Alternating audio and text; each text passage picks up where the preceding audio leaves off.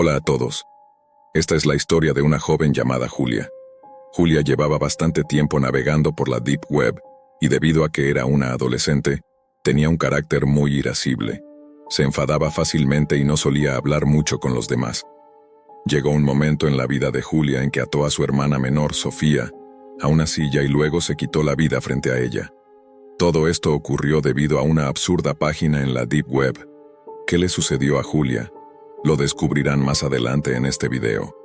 Tras la muerte de Julia, Sofía compartió esta historia en sus redes sociales. Escucharemos su relato en primera persona para que la experiencia sea aún más impactante. Para aquellos que no conocen la Deep Web, les explico. Es una parte de Internet que no es accesible mediante navegadores convencionales y está llena de actividades ilegales y perturbadoras. Cuando mi hermana estaba en la escuela secundaria, era una adolescente con un temperamento muy volátil.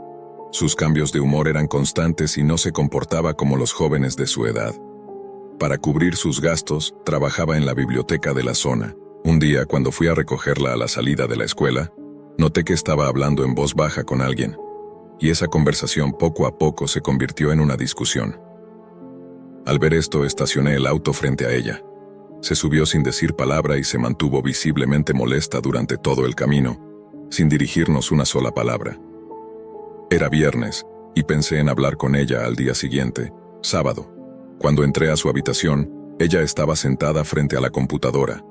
Me senté a su lado y, sin preguntarle directamente por lo que había sucedido el día anterior, intenté abordar el tema de manera sutil, lanzando preguntas al azar sobre sus metas y sus amigos. Pero no me respondió nada. Seguía mirando fijamente la pantalla de su computadora. Entonces decidí preguntarle directamente qué estaba haciendo en el ordenador. Su respuesta me dejó en shock. «Estoy navegando en la Deep Web», dijo. Me explicó que, así como buscamos respuestas a nuestras dudas en la web común, en la Deep Web existen sitios donde uno puede hallar respuestas a cuestiones y situaciones muy oscuras, cosas que jamás veríamos en la Internet superficial. Aunque yo no conocía mucho sobre la Deep Web, sabía que estaba llena de personas muy inquietantes. Nunca pensé que mi hermana pudiera involucrarse en algo así. Para continuar la conversación, le pregunté cómo accedía a esa parte de Internet, y ella me explicó todo el proceso. Esa noche decidí explorar la Deep Web desde mi computadora portátil para ver qué encontraba. Lo primero que vi me dejó sin palabras. La primera pregunta que apareció decía: «Acabo de matar a mi madre y no sé cómo deshacerme de su cuerpo». Una de las respuestas sugería cortar el cuerpo en pedazos pequeños y dárselos de comer a perros salvajes de la zona. Si quedaban restos, recomendaban quemarlos con queroseno o gasolina. La persona que respondía decía que había usado este método para deshacerse del cadáver de su esposo. Después de leer eso, cerré la computadora y desconecté el Internet. Esa noche, pensé que Julia ya estaría dormida, así que me fui a la cama. Pero no podía dejar de preguntarme por qué mi hermana estaría viendo ese tipo de cosas. Decidí que al día siguiente hablaría con alguien sobre lo que estaba ocurriendo. El domingo, Julia y yo fuimos al mercado, y aproveché para contarle lo que había visto en su habitación. Le dije que no debía entrar a esas páginas web, porque estaban llenas de gente extremadamente perturbadora. Ella reaccionó de manera extraña, riéndose y diciéndome: «Ahora tú me vas a decir qué debo o no debo hacer». Mi hermana no solía escuchar a nadie, y su respuesta me enfureció, pero no le dije nada. Hoy, al relatar esta historia, no puedo evitar pensar que ojalá hubiera logrado convencerla ese día para que dejara de visitar esas páginas. Quizás, aún estaría con nosotros. El domingo por la noche, Julia fue a la casa de una amiga a pasar la noche. Durante la cena, mi madre mencionó que sentía que Julia estaba en algún tipo de problema y que la estábamos ignorando. Después de cenar, fui a la habitación de Julia para ordenarla y hacerla sentir cómoda cuando regresara. Mientras limpiaba, encontré cosas extrañas debajo de su cama. Una cuerda larga, algunas velas quemadas y unos papeles chamuscados. Todo esto estaba guardado en una caja de madera. Intenté leer los papeles, pero no entendía nada. Fui corriendo a hablar con mis padres y les conté todo lo que había hallado. Al día siguiente llegué temprano a la escuela para recoger a Julia y hablar con el chico con quien había peleado. Finalmente lo encontré, y me contó que habían terminado su relación. Me explicó que Julia había estado hablando sobre un ritual extraño que había visto en la Deep Web y quería que él lo realizara. Le dije a Julia que estaba al tanto de su comportamiento y que debía dejar de hacer esas cosas. Esa noche, mientras dormía en el sofá, me desperté en el peor momento de mi vida. Tenía las manos y los pies atados y cinta adhesiva en la boca. Escuché pasos bajando las escaleras y supe que era Julia. Cuando la vi, no parecía la misma chica traviesa de siempre. Tenía dibujos extraños pintados en el cuerpo con marcador negro y los ojos inyectados en sangre. Se acercó a mí, me quitó la cinta de la boca y comenzó a reírse. Estaba aterrada y le supliqué que no me lastimara, que nuestros padres me necesitaban. Ella me dijo que intentaría suicidarse y que, cuando sintiera que estaba a punto de morir, se desataría la cuerda. Luego, con la misma cuerda que había escondido bajo la cama, la amarró al ventilador del techo y se preparó para colgarse. Me aseguró que no se iría a ninguna parte y pateó el taburete bajo sus pies. Intenté liberarme de mis ataduras, pero no pude. Julia comenzó a asfixiarse y su cuerpo se estremecía mientras pedía ayuda, pero no había nadie más que yo. Esa maldita página de la Deep Web me hizo perder a mi única hermana menor. Desperté con mis padres a mi lado. Mi madre se desmayó al ver a Julia. Desde ese día nuestra familia jamás volvió a ser la misma. Nadie hablaba con nadie y cada vez que alguien pasaba por el cuarto de la biblioteca, recordaba aquel terrible incidente. Finalmente, mi padre decidió que nos mudaríamos a otra casa. Así que amigos, ¿qué les ha parecido esta historia? Dejen sus comentarios y si son nuevos en el canal, suscríbanse. Seguiremos trayendo historias interesantes y misteriosas. Gracias. Como médico que se graduó en los años 80, casi nunca tuve contacto directo con una computadora. A pesar de que todo el equipo administrativo de mi clínica privada utiliza computadoras para llevar a cabo tareas esenciales, yo realmente nunca avancé más allá del uso de papel y bolígrafo. Mis dos hijos, Lara, de 12 años, y Marcos, de 14, son bastante hábiles con el uso de la computadora y la navegación en Internet. Incluso mi esposa maneja todas las cuentas en línea. Aun siendo cirujano, no soy particularmente bueno en el uso de la computadora o la portátil. Para acabar con esta limitación, pedí a mi hijo que me enseñara lo básico sobre computación. Debo admitir que recibir clases de computación de mi propio hijo fue una experiencia bastante divertida. En las primeras sesiones, ya había dominado el uso de las funciones básicas de la computadora, aunque todavía no habíamos empezado a explorar Internet. Seguro ya lo habrán adivinado, pero no tenía una cuenta en ninguna plataforma de redes sociales, así que mi hijo iba a ayudarme a configurarlas. Me mencionó que tener presencia en redes sociales me haría más popular y podría atraer más pacientes. Y por supuesto, yo haría cualquier cosa por ver crecer mi número de pacientes. Con el paso de los días, ya contaba con una cuenta en Instagram, otra en Google, en Facebook y también en LinkedIn. Al inicio, fue entretenido reencontrarme con familiares y amigos en estas redes sociales, pero pronto me aburrí de ellas y pasé a usarlas solo para promocionar el trabajo en mi clínica. Día tras día, me iba familiarizando cada vez más con estas aplicaciones. Un día, mientras usaba la laptop de mi hijo, quien estaba en la escuela, apareció una notificación en el navegador que decía: ¿Quieres tener más pacientes, Dr. Lucas? En ese entonces no estaba muy consciente de los peligros de Internet, ni de cómo algunas personas son engañadas para cometer acciones indeseables. Así que, pueden imaginarse lo emocionado que estaba al ver esa notificación personalizada.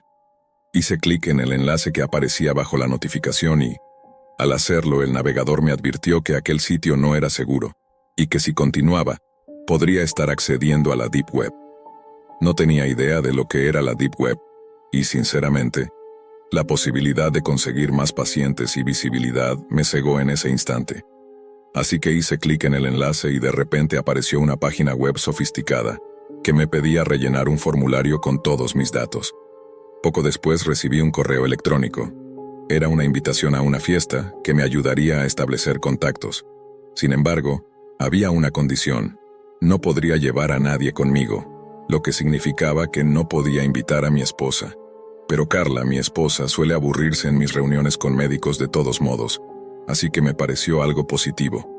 La fiesta, o más bien la supuesta conferencia para hacer contactos, iba a ser una semana después. Preparé mi mejor traje y guardé varias de mis tarjetas de presentación en el bolsillo. Estaba agradecido por haber creado mis cuentas en redes sociales y aprendido a usar la computadora, pues de lo contrario no habría tenido esta oportunidad. Cuando llegué a la fiesta, no había nada extraordinario en el lugar, era solo una reunión elegante con abundante comida y bebidas. Por un momento pensé que todo aquello era una broma, y que alguien se estaba aprovechando de mi falta de conocimiento digital. Pero pronto llegaron algunas personalidades reconocidas de la ciudad, y entonces vi mi oportunidad de hacer contactos. La estaba pasando bien, disfrutando de comida deliciosa y bebiendo ocasionalmente, cuando de repente la música se detuvo y todos despejaron la pista de baile. Hubo un silencio inquietante, de esos que solo se viven en los funerales. Aproximadamente entre 10 y 15 personas vestidas con túnicas negras y altos sombreros cónicos caminaban en fila, rodeando la pista de baile. Esa parte de la fiesta me resultó bastante extraña, ya que ninguno de ellos mostraba su rostro. Todos llevaban máscaras demoníacas, cada una más aterradora que la otra. Por un instante pensé en mi hija adolescente, quien se habría espantado al ver esas máscaras tan siniestras. Pero mi atención se dirigió hacia la pista de baile, en cuyo centro yacía un pequeño bebé. Mi experiencia médica me permitió deducir que el niño tendría apenas unos meses, no alcanzaba el año de edad. Los focos estaban centrados en el infante, y la luz era tan intensa que seguramente lo hacía llorar. No vi a sus padres por ninguna parte y ciertamente ningún padre en su sano juicio expondría a un niño tan pequeño a esa clase de luz. Cuando el llamado ritual terminó, los enmascarados se acercaron a los asistentes. Uno de ellos se paró frente a mí y se presentó como Oliver. Acto seguido, procedió a revelarme toda clase de detalles sobre mí, lo cual me dio la impresión de que había investigado mi vida antes de la fiesta. «Viniste aquí para hacer contactos, ¿verdad, Dr. Lucas?» «Swing. Bien, aquí está el trato. Podemos garantizar que tu clínica reciba más pacientes que nunca, pero a cambio necesitamos que nos entregues el alma de uno de tus hijos». Mi expresión debió delatarme, pues Oliver prosiguió rápidamente. No te preocupes, doctor. No en el sentido físico. No vamos a llevarnos a tu hijo, solo necesitamos que nos prometas su alma. En ese momento debo admitir que lo consideré, aunque ahora lo veo como algo absurdo. Todo lo que podía pensar era en lo bien que le iría a mi clínica si aceptaba el trato. Más pacientes significaba más ingresos, y eso indirectamente también significaba mejores vacaciones para mi familia. «Está bien, Oliver. Puedes quedarte con el alma de mi hija Lara», respondí finalmente. «Muy bien, Dr. Lucas. Considere el acuerdo cerrado», contestó. Y tras unos minutos todos los enmascarados se habían ido, y la fiesta continuó como si nada hubiera pasado. Esa noche, cuando llegué a casa, mi esposa estaba en la habitación de nuestra hija cuidándola. Al parecer, Lara se había despertado gritando y con fiebre alta. Le di medicamentos y se calmó, o al menos eso creímos. Sin embargo, los terrores nocturnos continuaron, y su salud comenzó a deteriorarse. No le iba bien ni en la escuela ni en lo personal. Decía que unos monstruos la acosaban en sus sueños y la atormentaban también durante el día. Sentía que estaba perdiendo a mi hija ante mis propios ojos. En el fondo, sabía la razón, pero me negaba a aceptarlo. Traté de racionalizarlo llevándola a psiquiatras, pero nada daba resultado. Una noche, cuando Lara se despertó gritando como siempre, descubrimos que tenía marcas de arañazos en la espalda, tan profundas que su carne estaba expuesta. Fue entonces cuando le confesé a mi esposa lo que había sucedido en la fiesta. Ella, siendo una mujer religiosa, contactó a la iglesia al día siguiente. Un sacerdote llamado Padre Mario vino a ver a Lara y pronto confirmó mis sospechas de que alguien había lanzado algún tipo de hechizo sobre ella. Terminé contándole todo sobre la fiesta también. El padre bendijo a mi hija, lo que la alivió temporalmente, pero los problemas volvieron. Finalmente el sacerdote realizó una ceremonia de purificación en ella, como si se tratara de un segundo bautizo, y esto pareció liberar a Lara de cualquier mal que la estuviera acosando. No obstante, el padre Mario sugirió que nos mudáramos del país para siempre, ya que sospechaba que quienes hicieron esto a nuestra hija volverían para cobrar su deuda. Vendí mi clínica y nuestra casa y nos mudamos a España. Al final, Tuve que renunciar al hospital que había construido para salvar a mi familia. Ahora vivimos en un pequeño pueblo español, donde trabajo como sanador. Estamos lejos de toda la prosperidad de la ciudad y especialmente lejos de Internet y de la Deep Web. Espero que alguien haya escuchado sobre el hombre masticable. Esta es la comunidad en línea número 874 a la que recurro, y espero que sea la última. Mauro fue quien me habló de este lugar, mencionando que aquí tienen experiencia con cosas extrañas.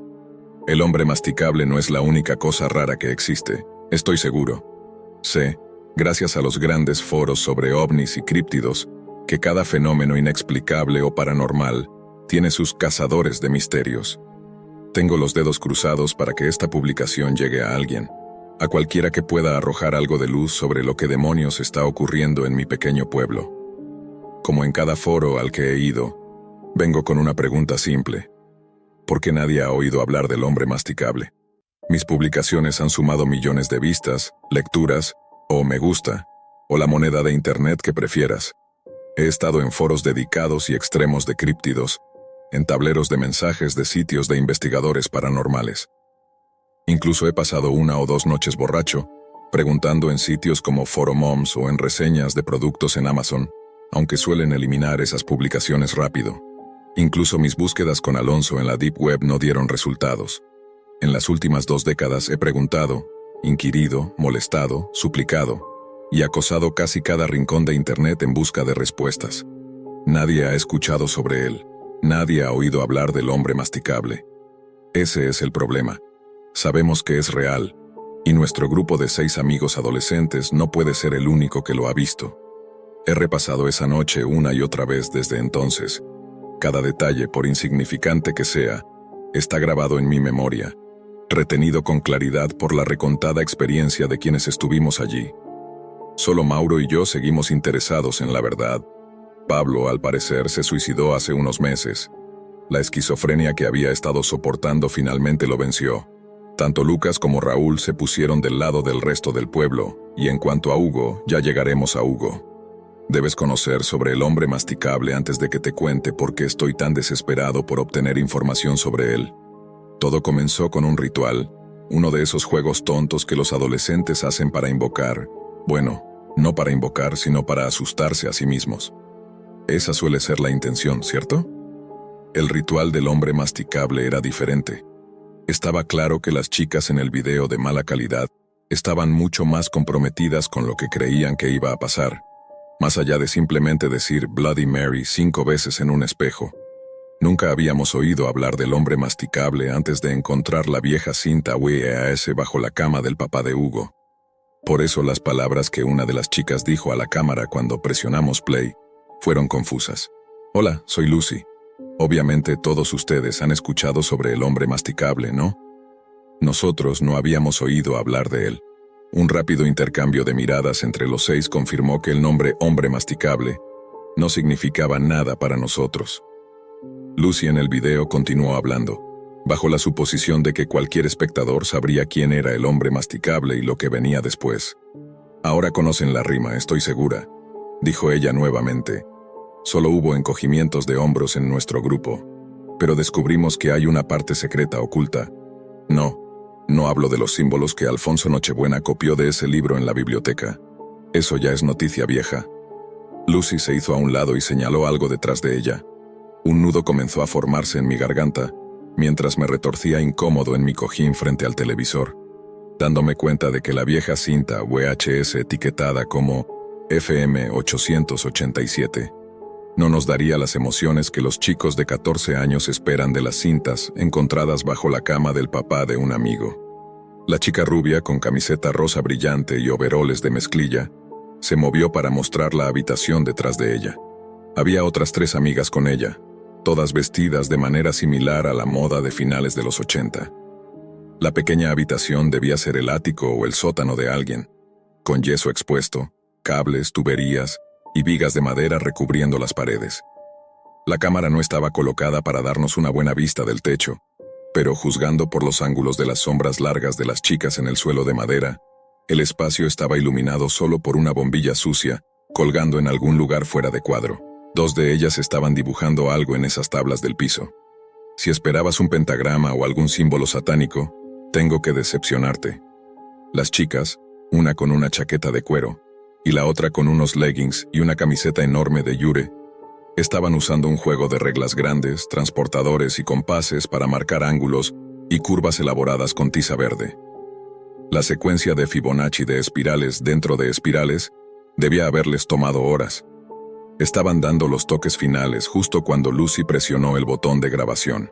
El patrón se extendía fácilmente unos 4,5 metros de diámetro. Las líneas de tiza verde esmeralda parecían brillar, casi. Su resplandor destacaba un nivel por encima de los otros tonos apagados de la imagen. Lucy sonrió a la cámara. Jess y Laura han trabajado en esto todo el día. Así es como sabemos que Alfonso Nochebuena está lleno de, como si pudiera concentrarse en algo más que en sus pantalones por más de 1 hora, dijo una de las chicas mientras terminaba su trazo final con la tiza. Las demás rieron, excepto la chica con uniforme escolar, quien estaba parada sobre algo fuera de cámara, a la izquierda de la pantalla, medio oculta en las sombras. Lucy recuperó la compostura y continuó. Bueno, en fin, revisamos ese libro. ¿Quieren ver el verdadero ritual del hombre masticable? Sigan mirando. Ah, y Alfonso Nochebuena puede irse a la... dijo la rubia de ojos intensos guiñando a la cámara. Del otro lado de la pantalla, los 6 observábamos conteniendo la respiración. La tensión era palpable. Mauro y yo hemos intentado entender qué provocó esa creciente sensación de que estábamos a punto de ver algo mucho más oscuro de lo que podíamos manejar. Aquellos eran los días previos a Internet, pero los videos de tonterías sobrenaturales no eran desconocidos en los últimos años de los 90, especialmente tras el lanzamiento de La Bruja de Blair. No puedo explicar por qué, pero instintivamente sabíamos que esto era diferente. Si tan solo hubiéramos sabido cuán diferente, tal vez Pablo aún estaría con nosotros. Tal vez Hugo. Ya llegaremos a Hugo. A pesar de los nudos en nuestras gargantas y el leve gemido de Lucas, nadie decidió adelantar el video ni detenerlo. Así son los adolescentes. En la pantalla, Lucy, Laura y Jess estaban paradas alrededor del círculo. La chica con el uniforme escolar seguía de espaldas, en las sombras, ignorando al trío y permaneciendo intensamente concentrada en lo que estaba mirando fuera de cámara. Al unísono, las 3 alrededor del círculo levantaron los brazos hacia el centro. Sostenían algo que habían sacado de sus bolsillos traseros. «Es jarabe de maíz», murmuró Lucas en ese entonces.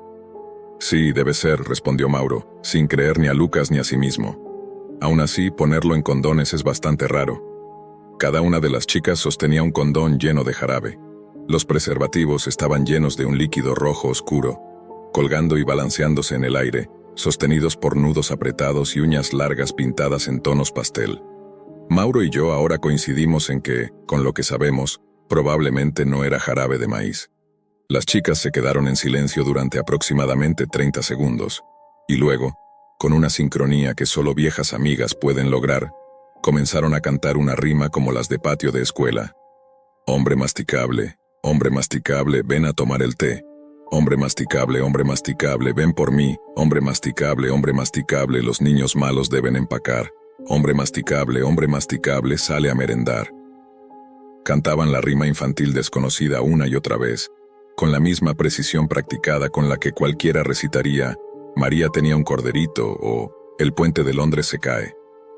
Nos miramos desconcertados mientras sus voces se fusionaban en un zumbido monótono.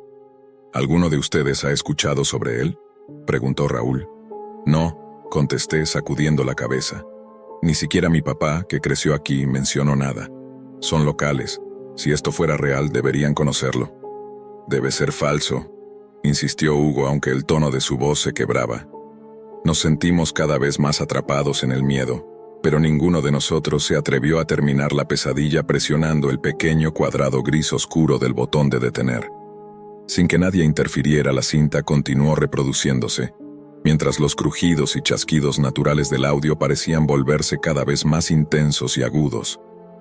El resplandor de las espirales de tiza aumentaba, alejándose de lo que podía ser un truco visual y acercándose a un fenómeno inquietante y, al parecer, real.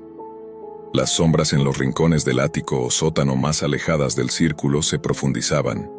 Las proyectadas por las 3 chicas alrededor de la figura brillante se alargaban, se oscurecían y se estiraban hasta solidificarse, cubriendo el suelo de madera por completo.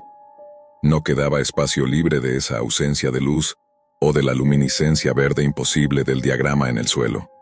Mi corazón latía con fuerza, golpeando contra mis costillas, y sentía gotas frías de sudor deslizándose por mi frente.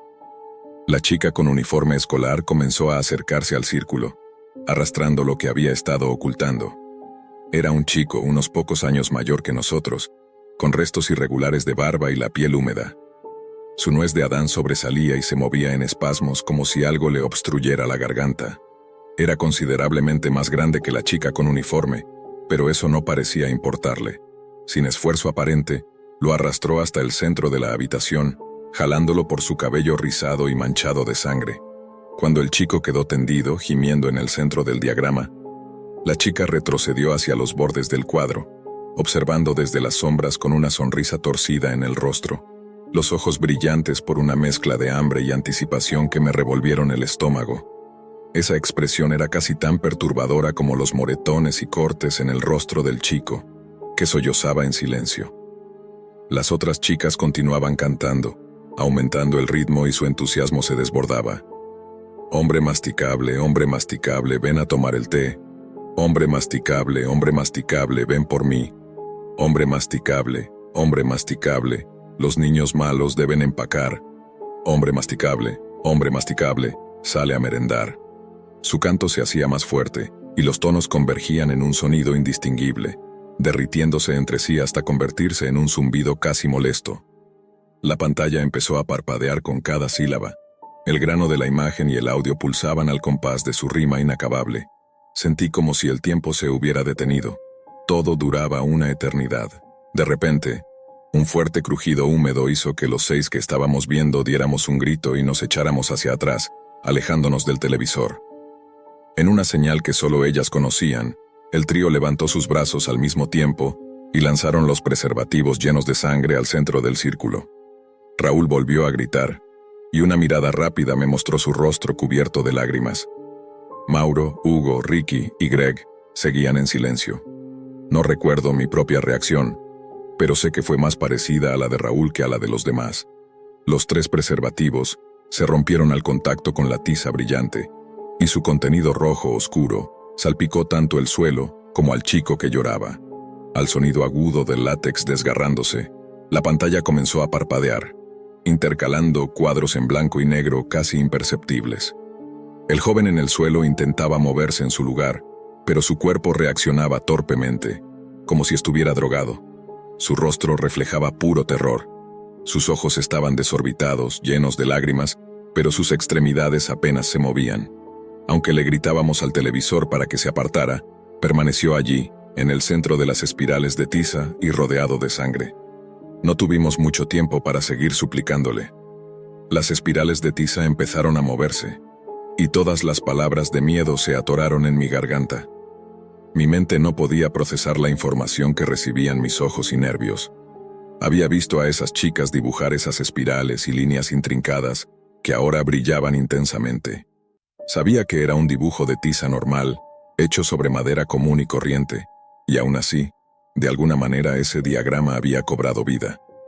Las delicadas espirales y ángulos cuidadosamente trazados comenzaron a moverse sobre la madera, con las secuencias brillantes de colores fluyendo juntas en una inquietante armonía. Giraban y se desplazaban en sus propias órbitas sin cruzarse entre sí. El chico magullado y cubierto de sangre, en el centro, comenzó a gritar aún más fuerte contra la mordaza. Si no estuviera tan aterrorizado, me habría unido a él. Sus brazos y piernas flaqueaban en espasmos, con un intento desesperado de alejarse del suelo, pero apenas logró moverse unos centímetros.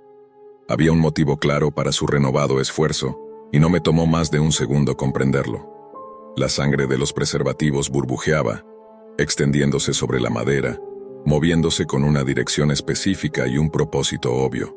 Sentí pánico, pero estaba demasiado asustado para siquiera apartar la mirada. El chico en el video continuaba gritando sus chillidos amortiguados por la mordaza improvisada, mientras luchaba inútilmente por alejarse de aquel charco de líquido carmesí que se formaba a solo unos centímetros de su rostro. Los sollozos de Raúl eran incontrolables. Ricky intentaba que se calmara, pero su propia voz temblaba, delatando que él también estaba al borde de quebrarse. Greg nos rogaba que no creyéramos que su padre era algún tipo de pervertido. Mauro, Pablo y yo seguíamos mirando con un nudo en la garganta y lágrimas en los ojos, sin pronunciar palabra. Si hubiéramos sabido que esta era nuestra última oportunidad para detener la cinta antes de... Bueno, ya lo verás. Basta decir que de haber sabido lo que estaba por venir, lo que ese charco burbujeante de sangre estaba a punto de hacer, en esos últimos segundos aún inocentes, uno de nosotros habría presionado ese cuadrado gris oscuro del botón de detener. Lamentablemente no lo hicimos, y ahora nadie en este pueblo admite que Hugo ni su padre alguna vez existieron. Si tan solo hubiera escuchado a mi instinto, al grito urgente que me impulsaba a detener la cinta, las cosas serían distintas. Ignoré esa advertencia, y esa sola decisión cambió todo para siempre. Si hubiera detenido la cinta, jamás habríamos tenido que presenciar la llegada del hombre masticable. Todo empezó con ese charco turbio de sangre carmesí. El líquido burbujeante se retorcía hasta formar un círculo perfecto dentro de las espirales de tiza giratorias. Cuando se detuvo, el diámetro ya superaba los 2 metros, mucho más grande de lo que debía ser con la cantidad de sangre que había en los preservativos. Para mi creciente horror, la superficie del charco se volvió cada vez más violenta, y un vapor espeso de color rojo empezó a brotar, teñiendo los verdes y las sombras del video con tonos marrones. De los pequeños altavoces del televisor solo se oían los quejidos ahogados del chico y el inquietante siseo del charco hirviente. Las chicas dejaron de cantar de golpe, perfectamente coordinadas. Ninguna desentonaba ni se adelantaba siquiera un instante. Las espirales, sin embargo, no detuvieron su rotación. Seguían brillando y deslizándose sobre las tablas del suelo, proyectando luces fantasmagóricas sobre las chicas y su cautivo. Entonces, en un susurro apenas audible al principio, que creció hasta un coro de gemidos de agonía, lo oímos. El hombre masticable. Las burbujas en la superficie del charco emitían gemidos apagados y gritos de dolor al estallar. Abrí los ojos desorbitados al ver la primera de sus manos emerger del charco. Era alargada, con solo 2 dedos y pulgares extendidos desde una palma del tamaño de un plato, y cada dedo medía al menos 30 centímetros desde los nudillos faltantes hasta sus uñas amarillentas y desgastadas. No había articulaciones visibles ni señales de huesos. En cambio, esos 2 apéndices flácidos y su gemelo siguiente se retorcían y aferraban a las tablas del suelo, palpitantes como los tentáculos de una anémona. El chico tirado en el suelo, los 6 que observábamos, y las 2 chicas, que no eran Lucy ni la chica del uniforme escolar, gritábamos aterrorizados.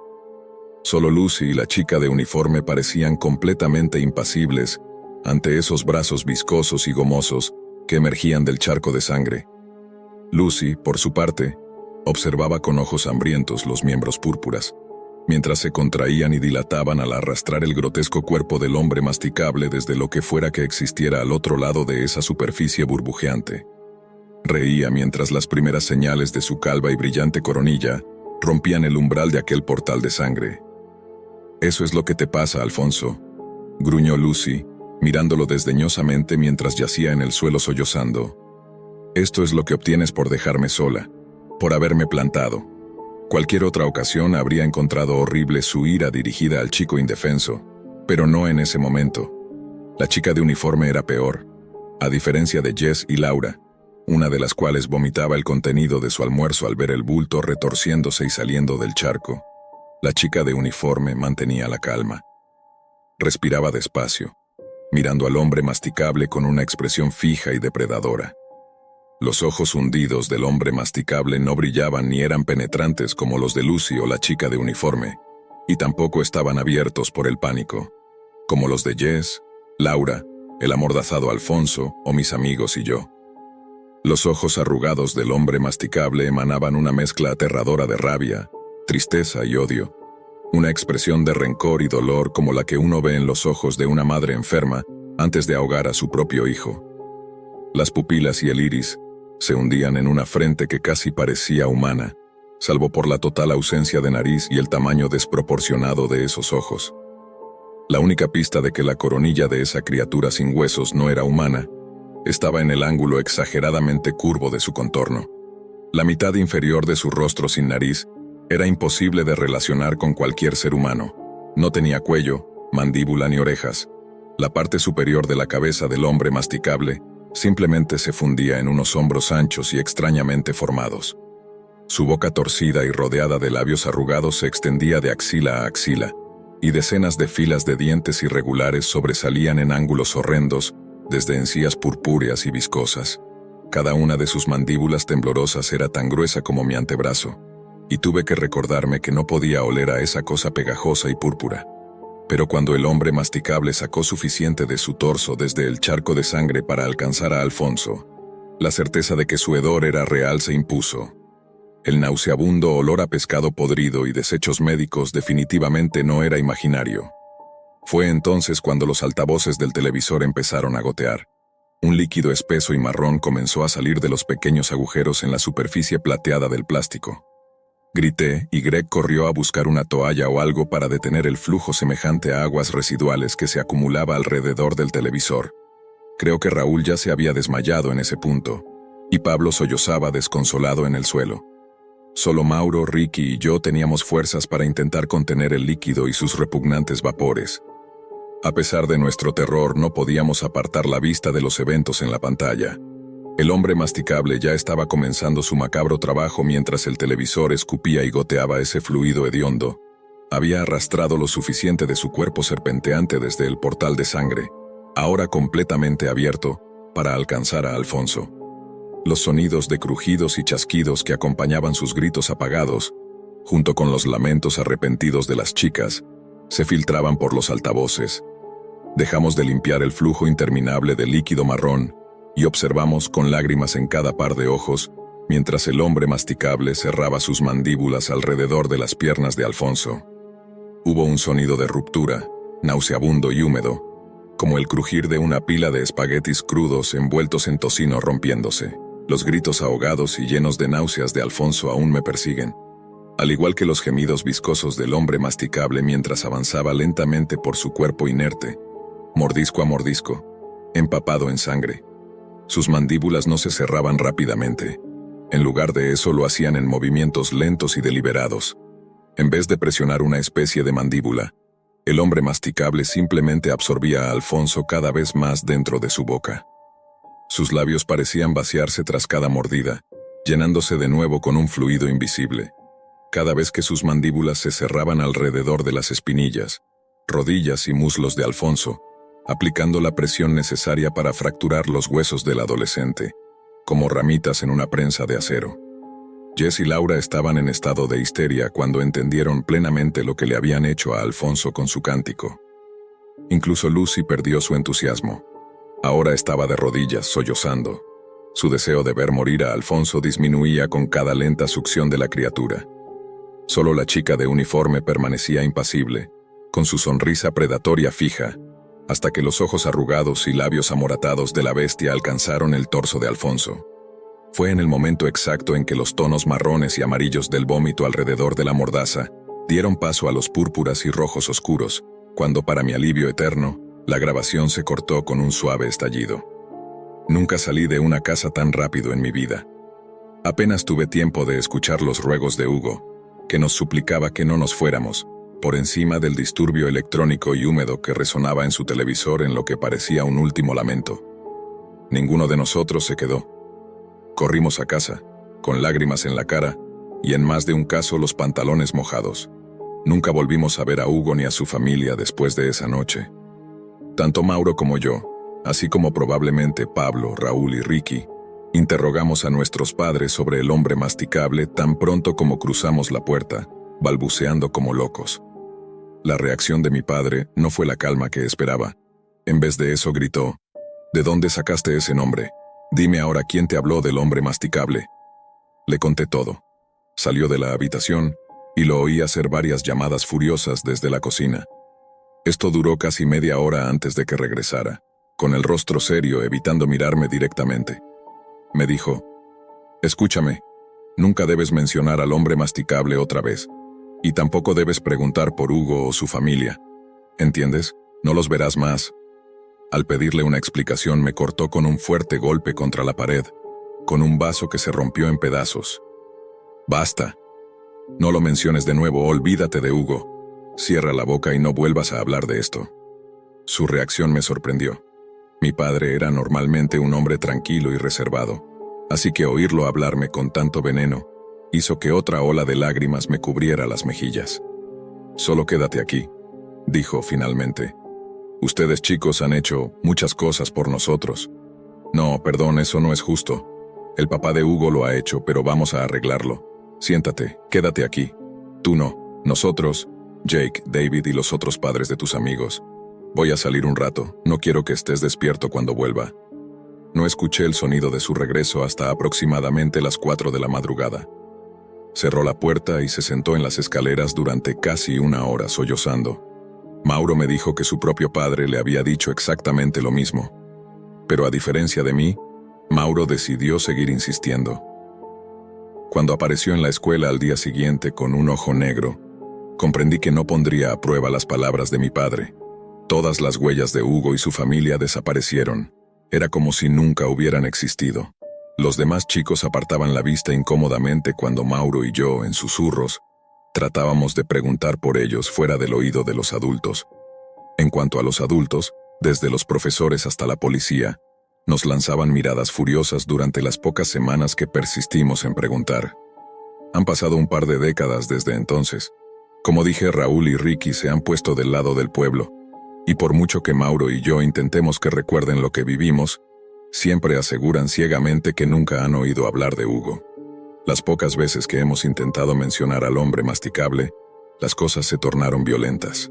Desde que salimos de la escuela y escapamos de las miradas de nuestros maestros, hemos intentado investigar en cada archivo local.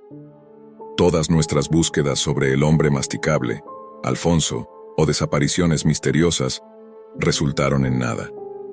Eventualmente, tuvimos que detenernos cuando la policía apareció en nuestras casas una noche, confirmándonos que el pueblo estaba monitoreando nuestros dispositivos. Fue el suicidio de Pablo hace unos meses lo que nos llevó a Mauro y a mí a transformar nuestras conversaciones privadas sobre esa noche en acción.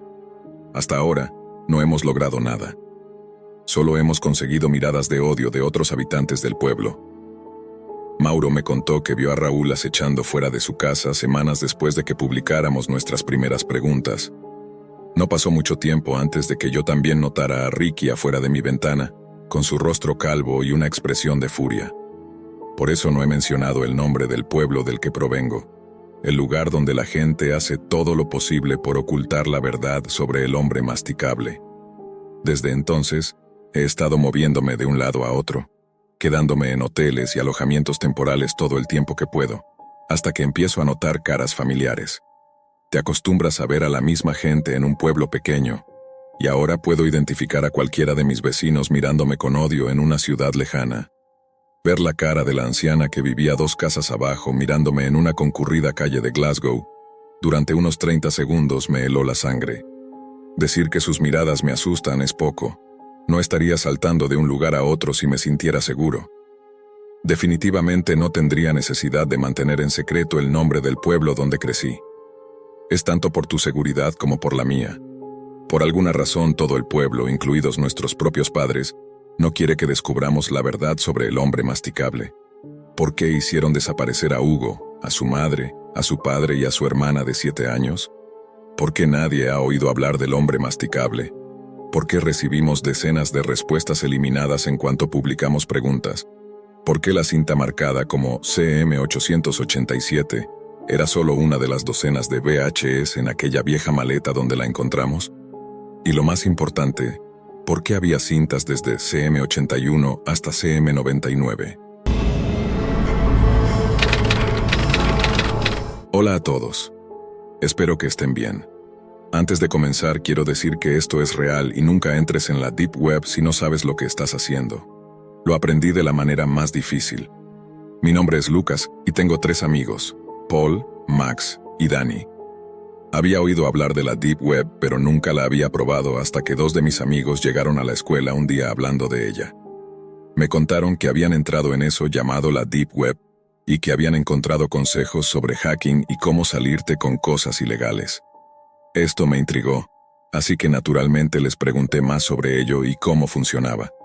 Me respondieron diciéndome que la web superficial es apenas el 3% del Internet. El resto se accede a través de algo conocido como Tor.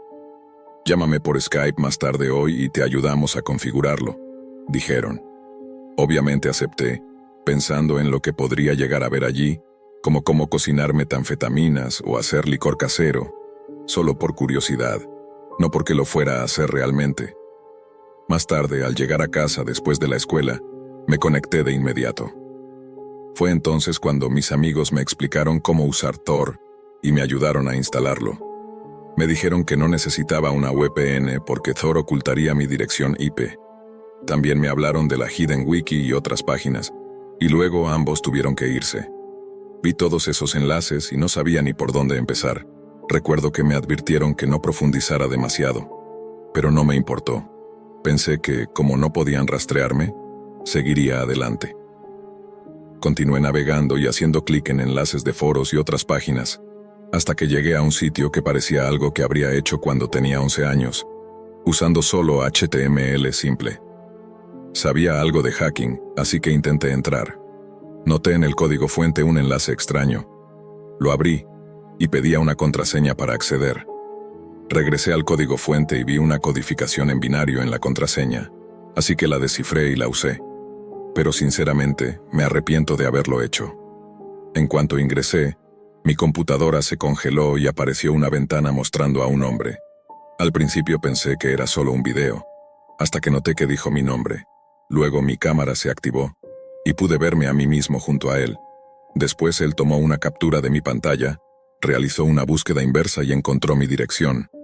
Me la dijo y agregó un "cuídate" mientras se reía.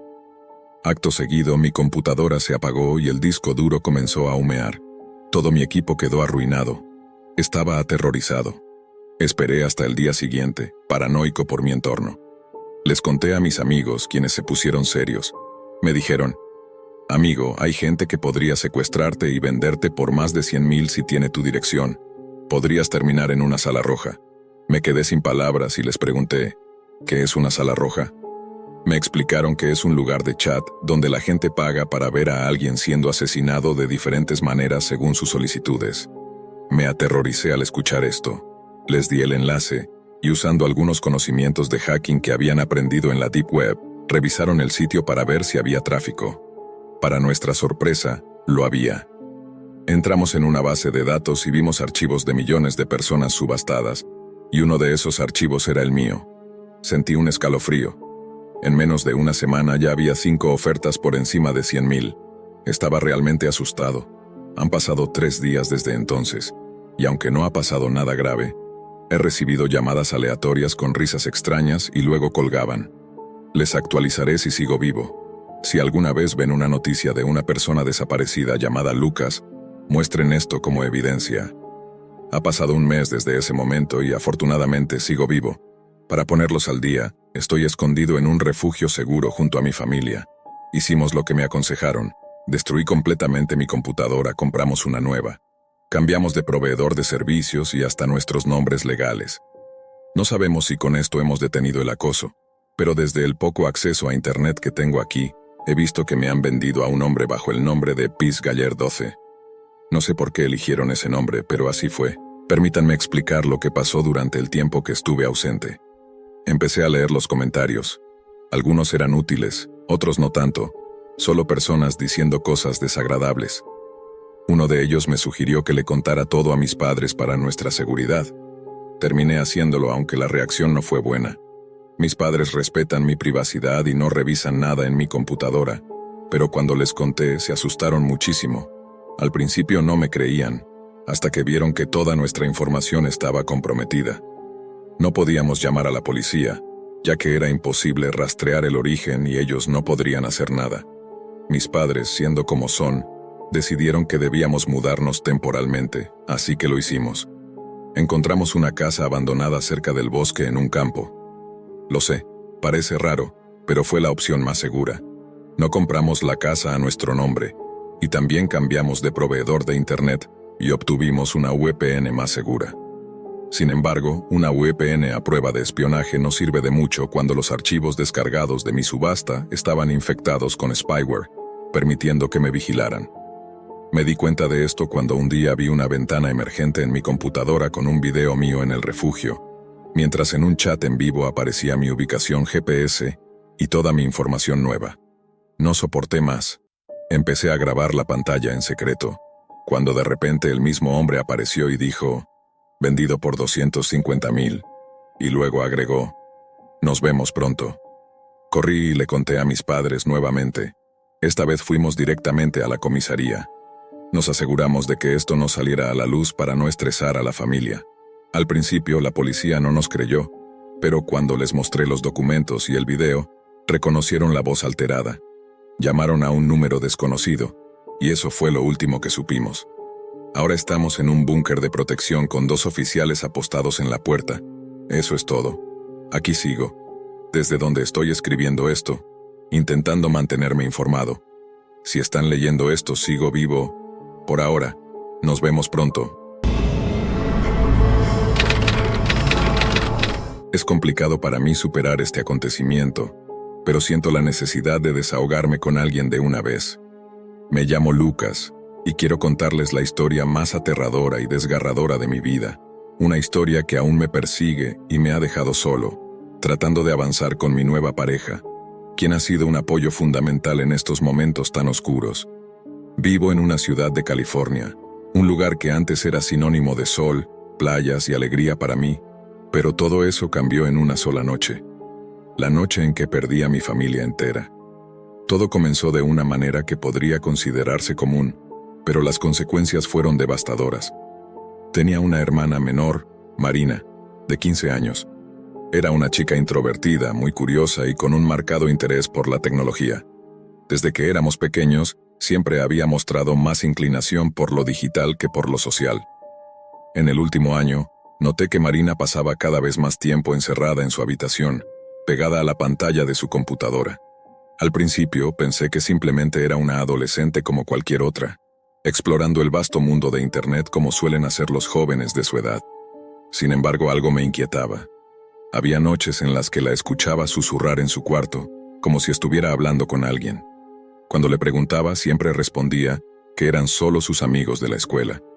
Pero un día descubrí algo que me dejó profundamente preocupada. Mientras limpiaba su habitación, vi una página abierta en su computadora, un sitio que claramente no era el tipo de lugar que una adolescente debería estar visitando. Era la Deep Web. Le pregunté directamente sobre eso y me dijo que era una tontería, algo que había encontrado por casualidad y que no volvería a entrar. Me prometió que lo dejaría, y aunque no estaba totalmente convencido, preferí creerle. No quería parecer el hermano mayor autoritario y sobreprotector. La noche en cuestión decidí salir con mis amigos a una fiesta, una oportunidad poco común para despejarme y olvidar un poco el estrés diario. Marina se quedaría en casa con nuestros padres. Jamás pensé que algo así podría suceder. De haberlo sabido, me habría quedado en casa, pero ese es un peso que cargo conmigo cada día. Era un típico sábado por la noche. Mis amigos y yo estábamos en un club, riendo, bailando y disfrutando de la música. No tenía ni idea de que mi vida estaba a punto de cambiar para siempre.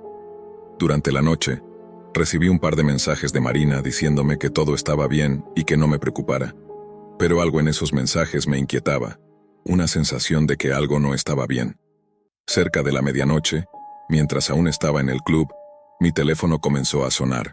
Era un número desconocido. No suelo contestar llamadas de números que no reconozco, pero algo en mi intuición me dijo que debía hacerlo. Al otro lado de la línea, una voz fría y calculadora me informó que había ocurrido un accidente en mi casa y que debía regresar de inmediato. Corrí hacia mi auto dejando atrás a mis amigos sin darles explicaciones. Mi corazón latía con fuerza mientras conducía a toda velocidad por las calles de la ciudad. Cuando llegué a mi vecindario, el resplandor de las luces de los bomberos y el sonido de las sirenas resonaban en mis oídos. Mi casa estaba envuelta en llamas, una escena salida de una pesadilla. Salté del auto y corrí hacia los bomberos, desesperado por obtener respuestas. Un oficial me detuvo y con una expresión grave me informó que mis padres y mi hermana estaban dentro cuando la casa explotó. No hubo sobrevivientes. El mundo se detuvo en ese instante. Sentí que mi vida se desmoronaba ante mis ojos. No podía comprenderlo. No podía aceptar que mi hermana, mi dulce y curiosa Marina, pudiera estar envuelta en algo tan terrible. Pero las investigaciones posteriores revelaron la verdad. Marina había estado en una videollamada con unos hombres en la Deep Web. Ellos la manipularon, la convencieron de hacer algo inimaginable. Según las autoridades, Marina encendió el gas de la cocina mientras seguía en contacto con esos hombres. Luego, le pidieron que encendiera un fósforo. La casa explotó, llevándose con ella a toda mi familia. Nunca pude entender completamente las razones detrás de esto, ni por qué alguien haría algo así. ¿Qué le dijeron a Marina para convencerla de hacer algo tan horrible? Me siento tan culpable.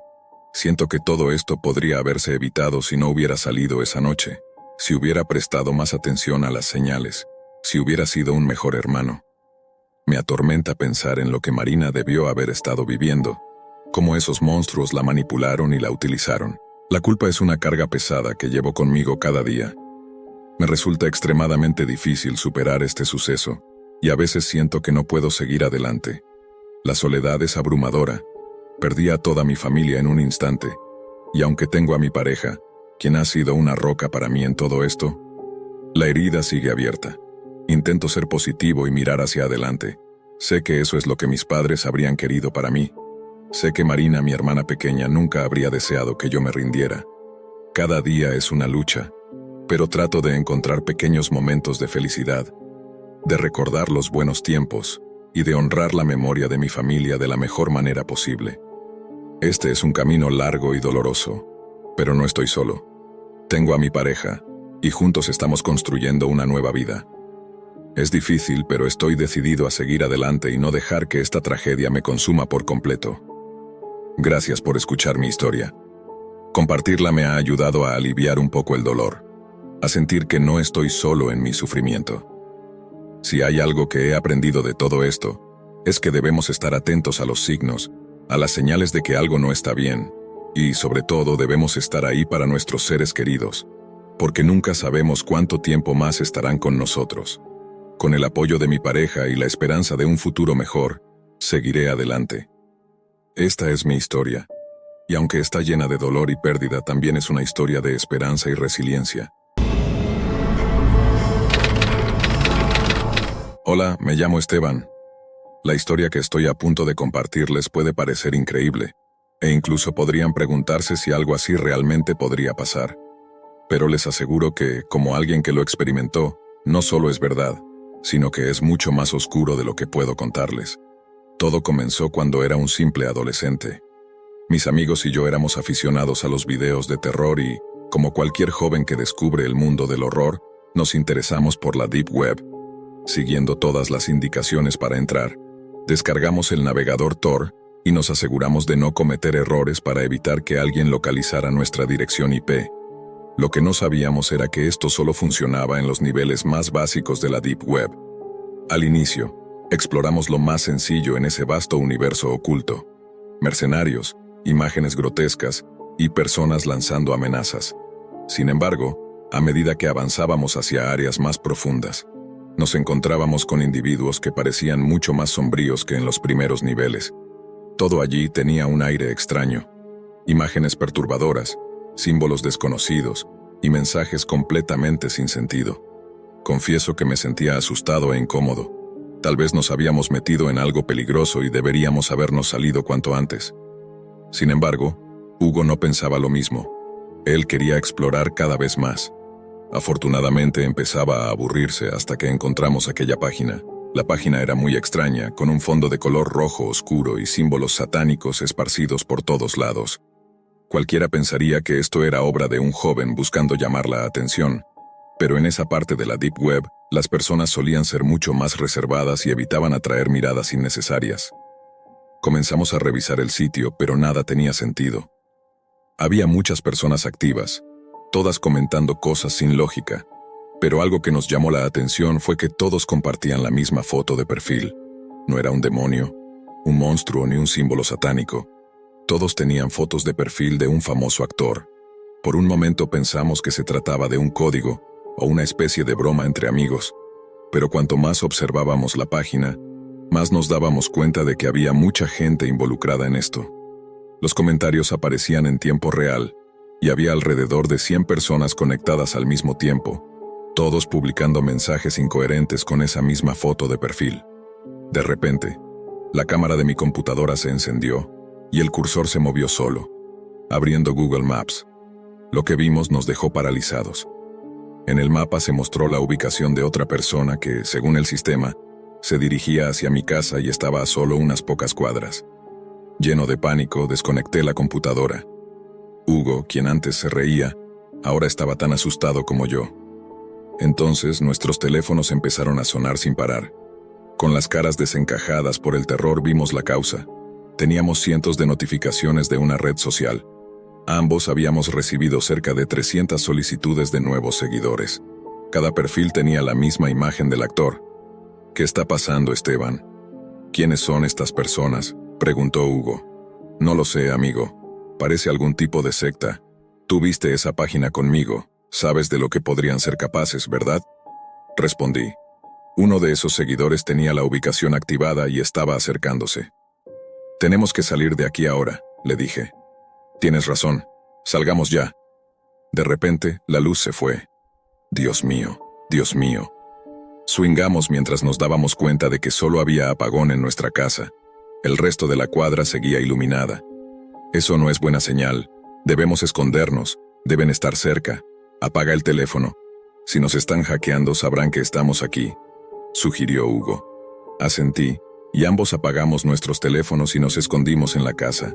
Quizás no había nadie afuera, tal vez estábamos bien, pero la situación era demasiado peligrosa. Entonces sonó el timbre. Obviamente no fuimos hacia la puerta, sino hacia la ventana. No dejes que te vean, ni siquiera mires, susurró Hugo. ¿Y si es mi familia? Srenia, pregunté. Pero algo no encajaba. ¿Cómo era posible que sonara el timbre si no había energía en la casa?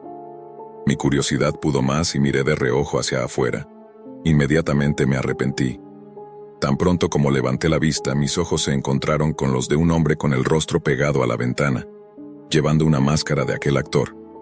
Detrás de él, había docenas de personas en mi jardín, todos con máscaras del mismo actor. Estas personas tenían tiza roja y estaban haciendo extraños círculos y dibujando símbolos. Lancé un grito y encendí mi teléfono para llamar a la policía. Pero en cuanto lo encendí, alguien comenzó a golpear la puerta principal. Nerviosos, Hugo y yo corrimos escaleras abajo y nos encerramos en el cuarto de mis padres. Conteniendo la respiración, escuchábamos cómo la puerta principal se abría y varios pasos comenzaban a recorrer la casa. Sentíamos cómo algunos de esos pasos se acercaban cada vez más, hasta que varios pasaron justo frente a la habitación donde estábamos escondidos. Tuve suerte de que la casa fuera bastante grande. Sin embargo, sabíamos que pronto nos encontrarían. Los sonidos en la casa se escuchaban cada vez más lejanos, y pensé que habían ido hacia mi habitación. Aproveché el momento para ir al armario y tomar una pequeña llave. Tan pronto como cerré la puerta con llave, escuché a alguien tratando de girarla desde afuera. Contuve la respiración y cerré los ojos. Hugo también hacía todo lo posible por no revelar nuestra ubicación, aunque estaba mucho más nervioso que yo, y se cubría la boca con las manos para evitar que se notaran sus sollozos. Finalmente, la persona al otro lado se dio por vencida y se alejó. «Está bien, no creo que estén aquí», murmuré. «Pero deben seguir en la casa esperando por nosotros. ¿Qué hacemos?», Srenia preguntó Hugo. «Sé que suena peligroso, pero nuestra única opción es salir por la ventana de esta habitación y saltar al patio», dije. «¿Estás loco? Podríamos rompernos algún hueso. Vamos, Hugo. ¿Prefieres que esos psicópatas nos atrapen? Además, es solo un instante. Estaremos bien», le dije mientras ambos nos dirigíamos hacia la ventana para intentar escapar. Pero algo nos detuvo de pronto. En ese momento no nos dimos cuenta, pero no estábamos solos. «Hay alguien aquí», susurró Hugo asustado, señalando hacia la oscuridad. Cuando miré en la dirección que indicaba, me desplomé al suelo del miedo. Una figura oscura nos observaba desde la esquina de la habitación. Era completamente negra, y no podíamos distinguir sus detalles. Esa silueta no era uno de los hombres enmascarados. Era más alta, de más de 2 metros, imponente y robusta. Estaba tan oscuro que no podíamos ver su cuerpo completo. Por un momento pensé que se trataba de una ilusión creada por nuestro propio terror, pero aquello que estaba allí era real.